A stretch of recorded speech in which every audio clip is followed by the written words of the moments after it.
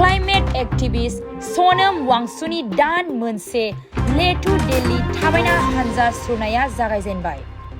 सनम वांगचुकनि दैदेननायाव 100निबो बांसिन मावसोम हानजाफोरा लेहनिफ्राय दिल्लीसिम दान मोनसेनि थाखाय पदयात्रा जागायदों। 1000 किल'मिटारसो गोलाव बे हानजा सुरनायनि थांखिया 2 अक्ट'बरनि गान्धी जयन्तीआव दिल्लीनि राजधानीसिम सहैनाय।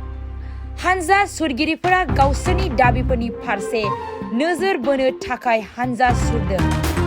ले एपेक्स बडिआ बे हानजा सुरनाय हाबाफारिनि गेजेरजों मोनब्रै दाबिफोरनि फारसे नोजोर बोनो नाजादों।